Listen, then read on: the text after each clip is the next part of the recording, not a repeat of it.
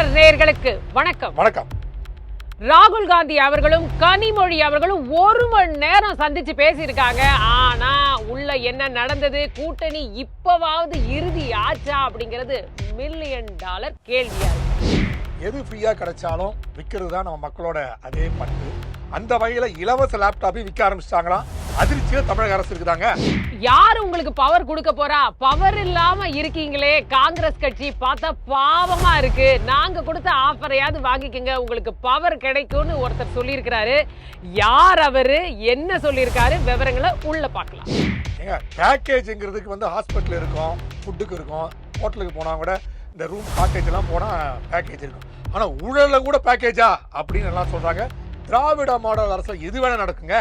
தேமுதிக எங்க போகும் எங்க போகும், எங்க யாரோட கூட்டணின்னு எல்லாரும் பார்த்துக்கிட்டு இருக்காங்களா. ஒருத்தர் சைலண்டா போய் ஒரு மூவ் பண்ணிருக்காரு. பிஜேபி அலர்ட் ஆகி இந்த பக்கம் அதிமுகவுக்கு தகவல் கொடுத்திருக்காங்க. ரெட் இன்ஜின் அப்படின்னு சொன்னதுக்கு பல்வேறு போஸ்டர்கள் வந்து டப்பா இன்ஜின் சொல்லி ஒட்டிட்டு இருக்காங்க. அதுக்கு பதிலடியாக நாங்களும் வந்து ஒரு ஆப் ஓபன் பண்ணியிருக்கோங்க. அதன் மூலமா நோட்டீஸ் கொடுத்து பல மக்களுக்கு விழிப்புணர்வு தரணும்னு சொல்லியிருக்காரு எடப்பாடியாருங்க. இதெல்லாம் தான் இன்னைக்கு பார்க்க போறோம். இது சைட்லைன்ஸ்.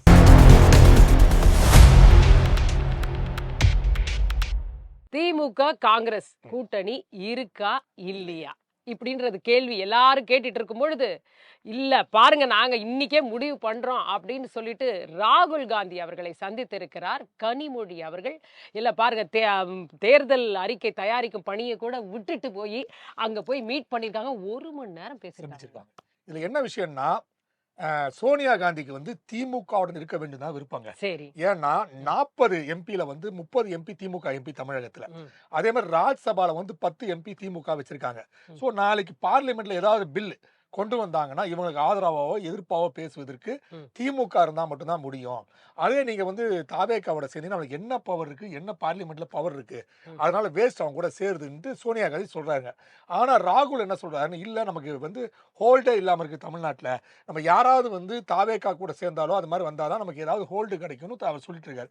இந்த விஷயம் இங்க கேள்விப்பட்ட ஸ்டாலின் அவர்கள், நீ இல்லப்பா நீ என்ன பண்றன்னா, இந்த அக்கா வந்து கனிமொழி அக்காவை போய் எப்படியாவது ராகுல் காந்தி பண்ணி கொண்டு வாங்கன்னு சொல்லியிருக்காப்ல. இல்லையே, அதுக்குள்ளதான் இங்க உள்ளுக்குள்ள கலகலகலகலாம் நடக்குது. தளபதி அவர்கள் வந்து ஒண்ணு பேசுற மதுரை வடக்கு சட்டமன்ற உறுப்பினர், டேய் உங்களை நம்பி நாங்க இல்ல, எங்களை நம்பிதான் நீங்க இருக்கீங்க, உங்களை எல்லாம் நிறுத்தலாமா நான் கேட்க கொதிச்சு போக எல்லாம் நிலைமையை சமாளிக்க நடுவுல RS பாரதி அவர்கள் வந்து இனிமே யாரும் பேசக்கூடாது, பிராது அவ்வளவுதான் சொல்ல, அப்படி எல்லாம் சொல்ல என்ன சொல்றாரு என்னன்னா, அவரை தளபதியை கூப்பிட்டு இந்த தளபதிக்கு சொல்லிட்டாராம், ஸ்டாலின் சொல்லிட்டாராம், அப்பா வாயை மட்டும் கொஞ்சம் இருங்கப்பான்னு.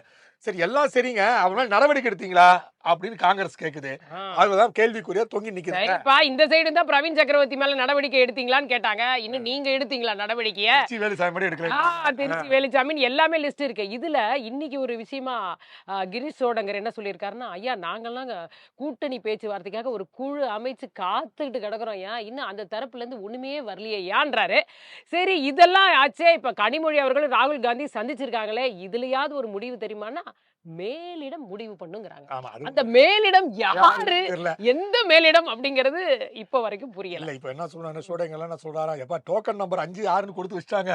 அங்க பாட்டு டோக்கன் நம்பர் நாங்க ஹாஸ்பிட்டல் உட்காந்துருக்கோம், டோக்கன் கூப்பிடுவாங்கன்ட்டு டாக்டர் ஸ்டாலின் கூப்பிடவே மாட்டேங்கிறாங்களே. நம்ம டோக்கன் நம்பர் வெயிட்டிங் லிஸ்ட் என்னப்பா அப்படின்னு கேட்கிறாரு. அதெல்லாம் அவ்வளவு சீக்கிரம் வெயிட்டிங் லிஸ்ட்ல சொல்ல முடியாது. அங்க பேசிட்டு வரட்டும், நீங்க என்ன ஆடுறீங்க, எங்களுக்கு ராகுல் காந்தியில சொல்லணும் இல்லையா, அது வரைக்கும் கம்முன்னு இருங்கப்பா அப்படின்னு சொல்லியிருக்காங்க. அந்த கம்முன்னு இருக்குது எவ்வளவு நாள்ன்றது இன்னையில தான் தெரியும். மக்களுக்கு நீங்க எது இலவசமா கொடுத்தாலுங்க விற்க ஆரம்பிச்சிருவாங்க. சரி, அது வந்து நீங்க என்ன பண்ணாலும் சரி. இலவச தொலைக்காட்சி கொடுத்தாங்களா வித்தாங்க, 500 ரூபா 600 ரூபாய்க்கெல்லாம் வித்தாங்க. அப்புறம் அம்மா வந்து சைக்கிள் கொடுத்தாங்க, அதையும் வித்தாங்க. நீங்க பயனில்லாதது ஒண்ணு கொடுத்தீங்களோ என்னமோ தெரியல, அதுவும் கடைசியில 4 வருஷம் கழிச்சு அது 20 தரேன்னு சொல்லி சொல்லிட்டு மக்களுக்கு என்ன பண்ணாங்க, அதுல உங்க போட்டோவெல்லாம் ஸ்டிக்கர் ஒட்டி கொடுத்து மக்கள் என்ன பண்ணிட்டாங்க, அப்பா நீ என்ன சொல்றது அப்படின்னு இந்த ஸ்டிக்கர் எடுத்தவங்க எல்லாம் ஒருவேளை விக்கிறாங்களோ, ஏன்னா ஸ்டிக்கரை மாத்தினா உங்களுக்கு வாரண்டி இல்ல கேரண்டி இல்ல அப்படின்லாம் சொல்றாங்க. அதெல்லாம் கிடையாதுட்டாங்க. இதெல்லாம் சொல்லி மிரட்டினாங்க. பாத்தீங்கன்னா அதுல ஃபுல்லா பாதி பேர் என்னன்னா எடப்பாடியார் போட்டோ விட்டுனாங்க. அம்மா போட்டோ ஒட்டினாங்க. அதெல்லாம் விஜய் இல்லாம போட்டோ விஜய் ஒட்டினாங்க. போட்டோ ஒட்டினாங்களா? ஆ. சரி இவரு பயந்துட்டு ஐயய்யோ! அப்படின்னு சொல்லணும். எல்காட்ல இருந்து அதெல்லாம் கிடையாது. இப்படியே ஸ்டிக்கர்லாம் ஒட்டுனீங்க.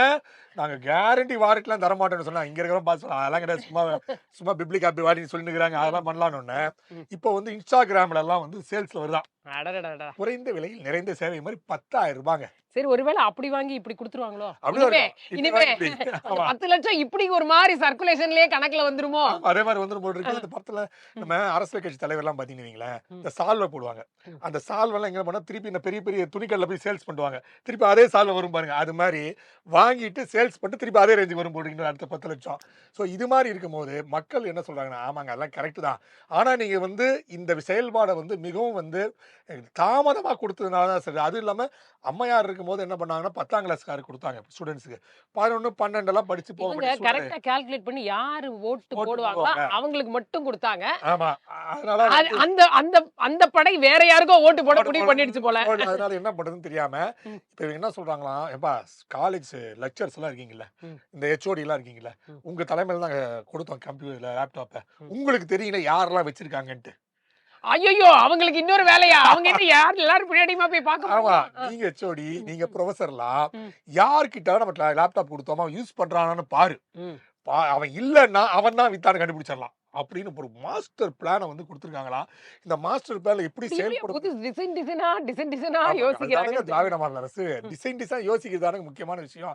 ஸோ இப்ப புரொஃபசர், ஹெச்ஓடிலாம் இப்ப எப்பா யார்ப்பா வச்சிருக்கீங்க லேப்டாப்னு கெஞ்சி கூத்தாடுற சூழ்நிலை வந்துருச்சு. ஸோ இந்த நிலை நீடித்தால் அடுத்த 10,00,000 கஷ்டமாயிடுமோ அப்படின்னு பேசுனா அது தமிழிசை கூட சொன்னாங்க. ஏன்பா எவ்வளோ பேர் நீங்க போய் வெளியலாம் வாங்குறீங்க. தமிழ்நாட்டுல எவ்வளோ பேர் லேப்டாப் அவங்ககிட்ட வாங்கிக்கலாம்ல நீங்க அப்படின்னு சொல்லும்போது அதெல்லாம் கிடையாது. எங்களுக்கு எவ்வளோ கட்டிங் தராங்களோ அங்க தான் வாங்குவேன்னு சொன்னாங்கல்ல. அது திருப்பி அந்த கட்டிங் மட்டும் வாங்கிட்டு இப்ப லேப்டாப் விற்பனைக்கு போயிட்டு இருக்கு. ஸோ இந்த நிலை நீடித்தால் மாணவர்கள் வாக்களிப்பாலும் மிகப்பெரிய கேள்விக்குறி இருக்கு சார். இன்றைக்கு வந்து அ திமுக தலைவரும், முதலமைச்சருமான ஸ்டாலின் அவர்கள் கொந்தளித்திருக்கிறார். அ, யார பார்த்து நீங்க வந்து ப இந்து இந்து மதத்து மேல அக்கறை இல்லன்னு சொன்னீங்க? பாருங்க 4000ஆவது குடமுழுக்கு நாங்க பண்ணியிருக்கோம்.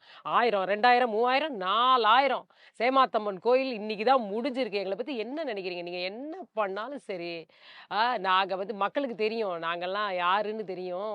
எங்களுடைய மத சார்பின்மை பத்தி ரொம்ப தெளிவாவே தெரியும்னு அப்படியே பயங்கரமான ஒரு ட்வீட்ட ஏன்னா வந்து போட்டிருக்கிறாரு. 1000வது கோயில் வந்து ம். மேற்கு மாம்பலத்துக்குள்ள காசி விஸ்வநாதர் கோயில்ல தான் நடந்துச்சு. சரி. அதுக்கு வந்து துர்கா அம்மையார் வந்து அத சிறப்பிச்சாங்க.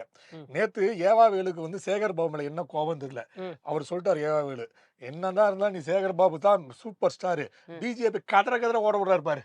பிஜேபி வந்து அடி பின்னி எடுக்கிறாரு பாரு. ம். பழனி கோயில் மாநாடுலாம் நடத்தினாரு பார்த்தீங்களா? அதனால வந்து பிஜேபிக்கு தக்க பதிலடி கொடுப்பாரு சேகர் பாபு தான் அப்படின்னு சொல்லியிருக்காரு. ம். இப்படி லைட்டா சேகர் பாபு கோத்து விட்டாரு. இப்ப யார் நடவடிக்கை எடுத்தாலும் பிஜேபி ஓ நீ தான் இதுக்கெல்லாம் காரணமா அப்படின்னு சேகர் பாபு மேல இல்ல பாயும். இந்த குடமுழுக்குக்கு உடனே வந்து நயினார் நாகேந்திரன் அவர்கள் ட்வீட் போட்டிருக்காரு. இன்னைக்கு பாத்தீங்கன்னா ஒரு சம்மட்டி அடி வாங்கியிருக்குது தமிழக அரசு. அதுவும் இந்து சமய அறநிலையத்துறை. ஆ, என்னன்னு பாத்தீங்கன்னா கள்ளழகர் கோயில் உபரி நிதிய வந்து ஆ. எடுத்து வணிக வளாகங்கள் கட்ட அரசாணையை போட்டாங்களாம். அந்த அரசாணையை ரத்து செய்து தடை செய்து இன்றைக்கு உத்தரவு வந்துடுச்சு. யாரு பணத்தை யாரா எடுக்கிறீங்க எங்கடா போடுறீங்க அப்படின்ற கேள்வியை நச்சுன்னு கேட்டிருக்காங்க. ஏற்கனவே மதுரை மீனாட்சி அம்மன் கோயில்ல இந்த பிரச்சனை நடந்துச்சு. ம். அது மாதிரி பல கோயிலோட இடங்களை அது திருவேற்காடு அம்மன் கோயில், மாங்காடு அம்மன் கோயிலுங்கள் எல்லாம் வந்து இது மாதிரி வணிக வளாகங்களா விடுவதற்கு அதுக்கு கல்யாண மண்டபம் அதையும் வந்து செயல்படுத்த போது கல்யாண மண்டபம்லாம் கட்டக்கூடாது அப்படின்னு எச்சரிக்கை விட்டுருந்தாங்க நீதிமன்றம்.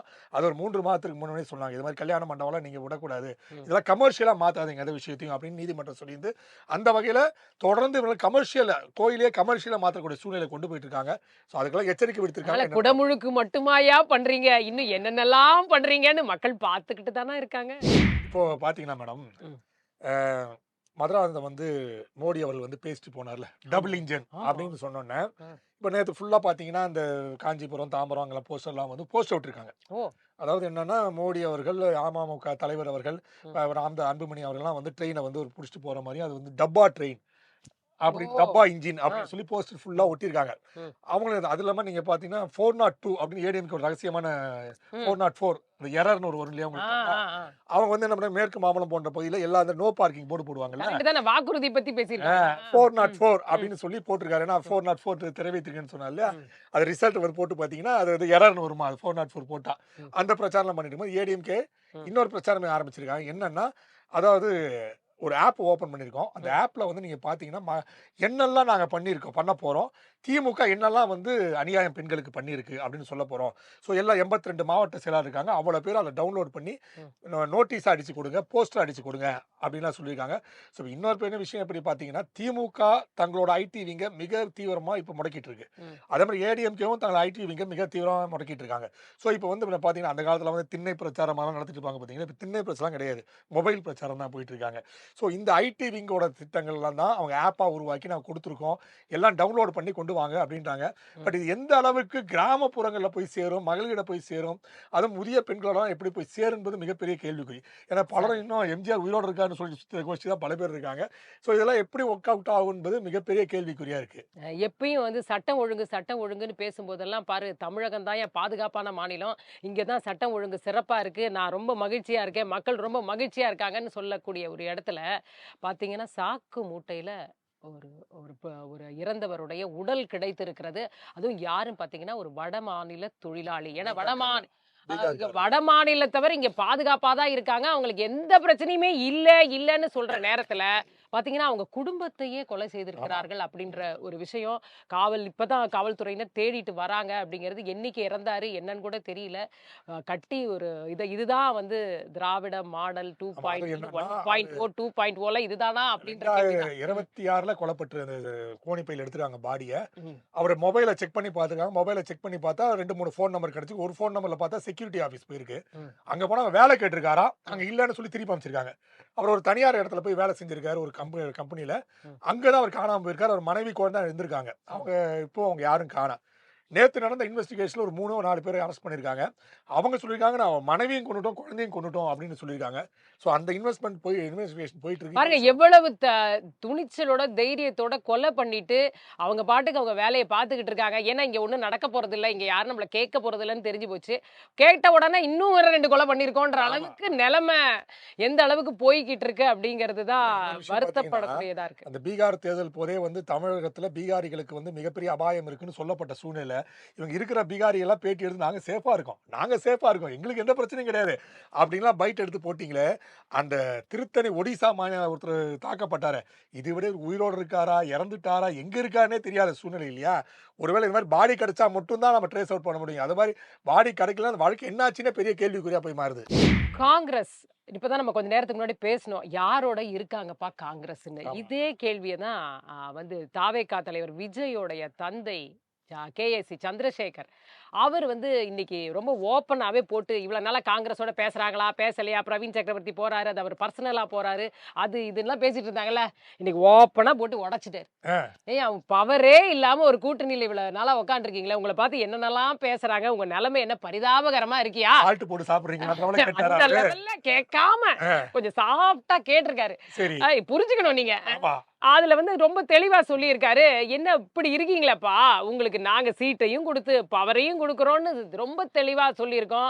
அதிகார பகிர்வு, ஆட்சியில பங்குன்னு பேசாம சேர்ந்துகிட்டு இந்த வாய்ப்பையாவது நீங்க பயன்படுத்திக்கீங்களா, ஏன் இதை கூட செய்ய மாட்டீங்களா அப்படின்னு அவருக்கு ரொம்ப கேட்டார். நாள் விருப்பம் என்னன்னா, தன் பையனை எப்படியாவது சிஎம் ஆக்கின்னு ஆசைப்படுவாருங்க. ம். அது நான் ஒரு வாட்டி 2011 இன்டர்வியூ எடுக்கும்போதே அவர் அதெல்லாம் கொஞ்சம் சொன்னாரு, வெளிய சொன்னாரு. ம். அது மட்டும் இல்ல, அதுக்கப்புறம் பார்த்தீங்கன்னா, அந்த தலைவா படம் வரும்போதெல்லாம் வந்து அவர் சிஎம்மாவே முடிவு பண்ணிட்டாரு. சிஎம்மா வந்துட்டான்ப்பா நம்ம பையன் அப்படின்னு நினைச்சாரு. இப்ப கட்சி ஆரம்பிச்சோன்னு, அப்பா நம்ம பையன் சிஎம் ஆயிடுவான், கொஞ்சம் ஏதோ பிசுறு தட்டுது போல இருக்கு. அந்த பிசுறு தட்டுற இடத்த வந்து கொஞ்சமாவா கூட்டணிக்கு கூவி அவர் நினைச்சிருக்காருங்க. நீங்க கூவி கூவி அழைச்சாலும் இன்னும் கூட்டணியே ஃபார்ம் ஆக மாட்டேங்குது. அவரே விரக்தியில போயா நாங்க தனியாவே நின்னுக்கிறோம், ஏன் வேற வழி இல்லையான்னு அழுதுகிட்டு, ஒரு பக்கம் அழுது ஒரு பக்கம் தைரியமா டபுள் ஆக்ஷன் பண்ணி அன்னைக்கு சொல்லிட்டாரு. எல்லாம் படிச்சிட்டு இருக்காரு. இருந்தாலும் அவர் கனவுங்க, ம். ஒரு அப்பாவோட கனவு பையனை சிஎம் ஆக்கியே தீரணும் அப்படின்ட்டு. சோ எப்படியாவதுப்பா நீங்க யாராவது தயவு செஞ்சு வாங்கப்பா, வந்து கொஞ்சம் கைய கொடுத்து என் பையனை வந்து சிஎம் இல்ல. ஆக்கிடுங்கப்பான்றாரு அவரு. இத வந்து சந்திரசேகர் சொல்லும் போதே இந்த சைடு அப்பாவு அவர்கள் அப்படி வேற மாதிரி இறங்கி எங்கேயாவது ஒருவேளை கை நழுவிடுமோ, கை அப்படி நழுவிடுமோ நினைச்சு டபால்னு என்ன சொல்றாருன்னா, ஐயோ தாவேக்காவும் பாஜகவும் தான்ப்பா கூட்டு, பி டீம். பி டீம்ல 2 பேரும் சேர்ந்தா டிராமாவை செட் பண்ணி ஓ பண்றாங்க. மைனாரிட்டிஸ் வாக்குகள் எல்லாம் பிரிக்கிறதுக்காக பாஜக தான் இறக்கி இருக்கு. ஆ, ஒவைசி மாதிரி அங்க ஒவைசி எப்படியோ ஆ, அதே வேலையை தான் இங்க விஜய் பண்றாரு அப்படின்னு சொல்லி எனக்கு தெரிஞ்சு இது காங்கிரஸுக்கு ஆ, செக் சிக்னல் மாதிரி கொடுத்திருக்க மாதிரி தான் தெரியுது. ஆனா போயிடக்கூடாதியா நீங்க அப்படின்னு பாத்துக்கோ நீ பதறி மிசாதாரு பதறி அப்படின்றாரு. பதறி பதறி பட் என்ன பிரச்சனைன்னா ம், சந்திரசேகர் அவர் சொல்லக்கூடிய இந்த விஷயங்கள்லாம் ம். அவர் விஜய் ஏத்துப்பாரான்றது மிகப்பெரிய கஷ்டம். ஏன்னா ஆனந்த் அவர்கள் வந்து குடும்பத்தையே பிரிச்சு வச்சிருந்தாரு இல்ல இல்லையா? ஒருவேளை இது விஜய் அவர்களே சொல்ல வைத்திருப்பாரு. ஏன்னா இவ்வளவு நாளா அவர் பேசவே இல்ல. ஆமா சந்திரசேகர் அவர்கள் வந்து ரொம்ப நாளா பேசல. ஆமா கடைசியா ஒரு ஃபங்க்ஷன் மலேசியா ஃபங்க்ஷன்ல தான் நம்ம அவரை கட்டி எல்லாம் பிடிச்சிருக்காங்க அம்மாவை. பார்த்தோம். ஆமா அதுக்கப்புறம் பாத்தீங்கன்னா ஸ்ட்ரைட்டா எந்த பக்கமும் வழி இல்ல. அட்லீஸ்ட் நம்ம இத ஒரு ஓப்பனாவது பண்ணி விட்டுருவோம். அப்படின்னு அப்படியாவது போட்டிருக்காரு. வருதான்னா இவரு பாஞ்சு இங்க செக் வைக்கிறாரு. ஆ, இன்னொரு பக்கம் என்னன்னா வந்து ராமதாஸ் அணியோட பேசுறாங்க, சீமானோட பேசுறாங்கன்னு இப்படி எல்லாமும் ஒரு தகவல்கள் சீமான் சொல்லிட்டாரா I only become Australia president இல்லைன்னா யூஎஸ் பிரசிடென்ட் தான் இந்த தமிழ்நாட்டுல துணை பிரதமர் சில்லியா இருக்குல்ல, ஆமா பிடிக்கல. stupid அப்படின்ட்டாரா. ஆ, இல்லைங்க அவர் சொல்லியிருக்காரு ஃபோன்ல வேற டைரக்டர் வச்சு தான் பேசினாராம். நீ கொஞ்சம் பாருப்பா அப்படின்னா நோ சாரி சாரி இல்லைங்க ஒரு நாள் பேசி உட்கார்ந்து பேசுவோமே எதுக்கு உணர்ச்சி வசப்படுறீங்கன்னு சரி பாப்போம் அப்படின்னு சொல்லியிருக்காராம். இல்ல செங்கோட்டையன் அவர்களே அழுதுட்டு புலம்பிக்கிட்டு இருக்கிறாருன்னு சொல்றாங்க. ஆமா அப்படி இருக்கும்போது ராமதாஸ் அவர்கள் எவ்வளவு பெரிய சீனியர், அவரை கொண்டாந்து இங்க வச்சு ஆ, அவர் நிலைமையும் கவலைக்கிடமா ஆயிடுமா அப்படின்றது இல்லைங்க தெரியல. இந்த மாதிரி வளரும் கட்சிகள்லாம் போய் சீனியர்ஸ் சேர்ந்தான ஒரு பிரச்சனை இருக்குங்க. ம். அதாவது தேமுதிக ஆரம்பிச்ச உடனே பண்டோட்டி ராமச்சந்திரன் போய் அட்வைசரா சேர்ந்தார் இல்லையா? ம். அட்வைசர் சேர்ந்து கொஞ்ச நாள் அப்படியே ஓடிட்டு இருந்த எதிர்க்கட்சி தலைவராக ஆனாரு. ஆனா பண்டோட்டி ராமச்சந்திரனுக்கு அங்க இருக்கக்கூடிய அவன் குடும்பத்தினர் அதாவது தேமுதிக சேர்ந்த அவன் குடும்பத்தினர் யாருன்னு தெரியும்ல அவங்க கொடுத்த மரியாதை என்பது தேய்ந்து கொண்டே வந்தது. அதாவது விஜயகாந்த் அவர் உள்ள இருக்கும்போது கூட இவர் வெளியே இங்க உட்கார்ந்து அங்கேயே அப்படின்னு இங்க நினைச்சு பாருங்க. நிலைமை எப்படி இருக்குன்னு நினைச்சு பாருங்க. அத மனம் வெறுத்து தான் பண்ருட்டியார் ரிசைன்மெண்ட்டே போயிட்டாரு. எனக்கு வேணாம் அப்படின்னு சொல்லி ரிசைன்மெண்ட் போட்டாரு. ம், ம், சோ அது மாதிரி சூழ்நிலை தான் உருவாகுது. சீனியர் மோஸ்ட் லீடர்ஸ்லாம் அங்க போனாங்கன்னா ம். இளம் தலைவர்கள் முன்னாடி போகும்போது இது மாதிரி ஒரு டெக்னிக்கல் ப்ராப்ளம் எல்லாம் வரும். பட் அதையெல்லாம் சமாளிச்சுக்கிட்டு இருந்தாதான் நம்ம வந்து அடுத்த பதவியோ எதுக்கோ போய் சமாளிக்க இல்ல முடியும். இதெல்லாம் வருமான்னு எல்லாரும் பேசிட்டு இருக்காங்களே தவிர இதெல்லாம் வரவே வராதுன்னு தாவேக்கா முடிவு பண்ணிடுச்சோ என்னமோ. துணை பொதுச் செயலாளர் ராஜ்மோகன் அவர்கள் ஐயோ இதெல்லாம் நம்பாதீங்க, இதெல்லாம் ஒண்ணுமே நடக்கலைங்க, அப்படின்னு இதெல்லாம் வதந்திங்க, நாங்க சொல்லும் போது நீங்க கேட்டுக்கங்க அவ்வளவுதான்ட்டாரு. ஏன்னா நம்பிக்கை அந்த அளவுக்கு இருக்கு அவருக்கு. அதாவது திராவிட மாடல் அரசுன்னு பாத்தீங்கன்னா ம். நவீனமான ஊழல் அதாவது ஏற்கனவே பாத்தீங்கன்னா விஞ்ஞான உடல். விஞ்ஞான ஊழல் தான் சொல்ல வந்தேன். விஞ்ஞான ஊழலை கண்டுபிடித்த கட்சியாச்சா ம். அவங்க இப்ப என்ன பண்ணிருக்காங்களாம் வந்து அந்த சாலை அமைப்பு எல்லாம் வந்து பேக்கேஜ்ல விட்டாங்களாம். ம். அது எப்படின்னா இப்ப எப்பவுமே வந்து இந்த சாலை அமைப்புது இந்த பஸ் ஸ்டாண்ட் போடுறது இந்த தெருவில் வைக்கிறதெல்லாம் வந்து எப்பவுமே வந்து வழக்கமா அந்த கவுன்சிலர்கிட்ட வந்து அந்த நிதி ஒதுக்கி சொல்லிட்டு டெண்டர் விடுவாங்க. நம்ம டெண்டர் விடுவாங்க அது ம். மாதிரி தான் பண்ணோம். ம். இப்ப அது என்ன பண்றாங்களா இப்ப காஞ்சிபுரத்துல வந்து கிட்டத்தட்ட 165 கோடி ரூபாய்க்கு ப்ராஜெக்ட் ஒன்று எடுத்திருக்காங்க. அது என்னன்னா கவுன்சிலருக்கே தெரியலையா என்ன அப்படி ஒன்று நடக்குதா என்னப்பா ரோடு போட்டுக்கிறீங்க அப்படின்னா அதானே அவங்களுக்கு தெரியாம போட்டு அவங்க கேட்க மாட்டாங்களாயா? என்னப்பா நமக்கு கட்டிங்கே வரல நீங்க மட்டும் ரோடு போட்டுக்கிறீங்கன்னு ஐயா இதெல்லாம் போட்ட ரோட்டையே நாங்க போடுவோம். ஆமா. என்னடா அது புது கேட்டு ரோடு எடுப்போம். போடும்போது எங்களை கேட்க மாட்டேங்கிறீங்க அப்படின்னு. எடுப்போம்லாம் போகுதுல்ல ஆ. அது மாதிரி இருக்கும்போது இன்னொரு விஷயம் என்னன்னா ம். இப்ப வந்து தேர்தல் அறிவிக்க தேதி வந்துருச்சுன்னா ம். பணத்தை எதுவுமே செலவு செய்ய முடியாது. சோ இப்ப என்ன பண்ணிட்டாங்களா அபிஷியல்ஸ் எல்லாம் சேர்ந்து எப்பவுமே வந்து திமுக அரசாங்கத்துல பாத்தீங்கன்னா ஆமாப்பா இப்ப உள்ளாட்சிக்கும் வந்து பதவி காலம் முடிய முடிய போகுது. போகுது அதனால இனிமே அவங்க யாரு அவங்கள கேட்டு ஏன் செய்யணும்னு நடுவுல பூந்து ஒரு கிராஸ் கட்டிங் பண்ணிரலாம்னு. ஆமா என்னன்னா ம். நம்ம மேயர் அக்கா ம். அதுக்கப்புறம் வந்து நம்ம நேருஜி அவங்கலாம் இருக்காருல்ல அவங்க எல்லாம் சொல்லியிருப்பாங்களா எப்பா இவன்லாம் கண்டுக்கிட்டு என்ன பெரிய விஷயம் அடுத்த வாட்டி சீட் நமக்கு தானே வந்தாங்க கவுன்சிலர் சீட்டுக்கு அதெல்லாம் ஒண்ணும் இல்லை யாரையும் கேடாம நீ விட்டுரு அப்படின்ட்டா அப்படியே சொல்லியிருப்பாங்க ஆஃபீஷியல்ஸே சொல்லியிருப்பாங்க சார் அவங்ககிட்டலாம் ஏன் சார் போயிட்டு கேட்டுக்கணும் தேவையில்லாம நீங்க தான் சார் அப்படின்னு சொல்லிட்டு பேக்கேஜ் முறையில அதாவது ரோடு கீடு எல்லாம் போட்டு மொத்தமான செட்டப்பா வச்சு நம்ம வந்து ரெடி பண்ணிடலாம் அப்படின்னு பிளான் பண்ணிட்டு இருக்காங்களாம். ஸோ இது என்னன்னா அவங்க என்ன சொல்றாங்க திமுகவுக்கு அடிமட்ட தொண்டர்கள் கவுன்சிலர்லாம் சார் ஏதோ இதெல்லாம் கொஞ்சம் சம்பாதிச்சிட்டு இருந்தோம் அதையும் இவங்க கவுத்து விட்டாங்க நான் எதுதான் சார் சம்பாதிக்க முடியும் ஏற்கனவே வந்து திமுக அக்கௌண்ட் அரியாலயத்தில் நடக்கும்போது திமுக நிர்வாகிகள்லாம் சொன்னாங்க இது நம்ம ஆட்சியா நடக்குது ஆபீசர்ஸ் ஆட்சி நடக்குதுங்க அப்படின்னு ஏற்கனவே புலம்பிட்டாங்கிற செய்தி எல்லாம் வந்தது. ஸோ இப்போ திருப்பி ஆபீசர் தான் வந்து எல்லா ஆபீசர் மட்டும் தான் இருப்பாங்க நீங்க நினைக்கிறீங்களா அதுக்குள்ளர? இல்லைங்க ஆபீசர்ஸ் ஐடியா தருவாங்க ஆ. இவங்களுக்கு எப்படி தெரியுங்க அந்த திமுக மேட்ச்லாம் வெள்ளந்தீங்க உங்களுக்கு ரெண்டுமே தெரியாது இவங்க போய் அவங்க சொன்னோம் ஓ அப்படியா இதெல்லாம் திட்டம் நமக்கு தெரியாம போயிடுச்சு சரி இதை போடு ம். அப்படின்னு சொல்லி சரி போ ஒரு 2% 3% எடுத்து ஐடியா சொன்னதுக்கு அப்படின்னு சொல்லி கொடுத்து விட்டுருவாங்க. அந்த முறையில் பேக்கேஜ் சிஸ்டம் போயிட்டு இருக்கான். என்னன்னா திமுக கவுன்சிலர் மற்றும் மேயர்களுக்கே தெரியாம செயல்பாடு இருக்குது. அக்கா பிரியாலாம் விட்டுற மாட்டாங்க அவ்வளோ சீக்கிரம் மற்ற கவுன்சிலர் வேணா மற்ற மேயர் வேணா விட்டுருவாங்க. இவங்கெல்லாம் பயங்கர உஷாருங்க. தேமுதிக எங்க போகும் நீங்க ரொம்ப ஆவலா பாத்துட்டு இருக்கீங்க. அந்த கூட்டணி எங்க வெற்றியோ அங்கதான் இருப்போம்னு அவங்க வேற அடிச்சு அடிச்சு பேசுறாங்களா. சோ எந்த கூட்டணிக்கு அவங்க வருவாங்கன்னு எல்லாரும் ஆவலா காத்துக்கிட்டு இருக்காங்க. இந்த சைடு பாத்தீங்கன்னா இந்த பிஜேபி ஏற்கனவே பேச்செல்லாம் நடந்தது. அதிமுக வந்து போய் பேசுனாங்க. ஆனா டிமாண்ட் பாத்தீங்கன்னா அப்படி வைக்கிறாங்களாம். அப்படி கேக்குறாங்களா, என்னென்னமோ கேக்குறாங்களா. இதுல மத்திய அமைச்சர் பதவி வேணுங்கிறாங்களா, ராஜ்யசபா எம்பி வேணுங்கிறாங்களா, எங்களுக்கு நிறைய சீட் வேணுங்கிறாங்களா, பையனுக்கு அமைச்சராக்கணும்ன்றாங்களா. இவ்வளவு கேட்ட உடனே பிரைம் மினிஸ்டர் கேட்கறாங்க. இன்னும் இவ்வளவு கேட்டிருக்காங்க. கேட்ட உடனே நம்ம தரோமா, எலெக்ஷன் முடியட்டுமான்னு சொல்லிருக்காங்க. வெயிட் கரோ அப்படினு இருக்காங்க. வெயிட் பண்ண மாட்டேன்றாங்க. அது எப்படி ஒரு கொம்பன் கூட எங்களை தொட முடியாது. கடைக்கோடி தொண்டர்கள் எங்களுக்கு இருக்கும் வரைக்கும் நேத்திக்கு உணர்ச்சி வசப்பட்டு பேசினா இந்த சைடு சைலண்டா ஒருத்தர் போய் அப்படி வளைச்சு அப்படி இழுக்க பார்த்திருக்காரு. யாருன்னா விசிக தலைவர் அவர்கள் தொல் திருமாவளவன் அசைன்மெண்ட் கொடுத்திருக்காங்களாம் அவருக்கு. ஏன்னா மக்கள் நல கூட்டணி அமைச்ச போது மக்கள் நல கூட்டணி இருக்கும்போது அதுக்கு முன்னாடி வந்து திருமாவளவன் வந்து விஜயகாந்தை மிக மோசமா விமர்சனம் பண்ணிட்டு இருந்தார். அதுக்கப்புறம் மக்கள் நல கூட்டணி வந்த அப்புறம் விஜயகாந்தை வந்து பயங்கரமா பாராட்டி பேசிட்டு இருந்தாரு. அதுக்கப்புறம் வந்து ஒரு இன்டர்வியூ நம்ம கேட்கும் போது என்ன சார் இது மாதிரி இப்போ முதல்ல திட்டினீங்களே இப்போ வந்து பாராட்டி பேசுறீங்களா, இல்ல முதல்ல எனக்கு விஜயகாந்த் பத்தி தெரியாதுப்பா, இப்பதான் வந்து அவர் நல்ல மனசு அப்படின்னு தங்கமான மனசு இப்பதான் தெரிஞ்சதுனாரு. ஆனா திருமாவளவன் வந்து மிகவும் க்ளோஸா தான் இருந்தாங்க. அதுக்கு அவருக்கு வந்து பல விஷயங்கள் அவர் தான் பண்ணாரு. அந்த மக்கள் நல கூட்டணியில கடைசியா அதாவது வந்து தமாக அதாவது ஜி.கே. வாசனுக்கு முன்னாடி இவர் தான் வந்து சேர்ந்தார். ஆபீஸ் நேரா வந்து கேப்டனை பார்த்து இணைந்தாரு. ஸோ அசோக் நகர்ல ஒரு ஆபீஸ் இருக்கு. அந்த ஆபீஸ் என்னன்னு உங்களுக்கு தெரியும். அந்த ஆபீஸ்ல வந்து ஏற்கனவே அது கதையெல்லாம் உங்களுக்கு தெரிஞ்சிருக்கும்னு நினைக்கிறேன். அம்பேத்கர் திடல்னு ஒரு இடம் இருக்கு. அது கதை தெரிஞ்சு நினைக்கிறேன். அங்க இரவு 12க்கு மணிக்கு மேல பார்த்தசாரதி போன்றவங்களாம் போய் சந்திச்சிருக்காங்க அப்படின்னு ஒரு செய்தி வந்திருக்கு மேடம். அதனாலதான் என்ன பண்ணிருக்காங்க பிஜேபி, ஐயா இவ்வளவு தூரம் நம்ம பேசி ரெடி பண்ணி வச்சவங்களே இவங்க சைட்ல இருக்காங்களே, இதுவாது உங்களுக்கு தெரியுமா அப்படின்னு ஒரு அலர்ட் பண்ணிருக்காங்களாம். பார்க்கலாம் அதிமுக என்ன செய்யும். இன்னும் பல செய்திகளுடன் உங்களை மீண்டும் சந்திக்கும் வரை இது சைட் ரைட். நன்றி.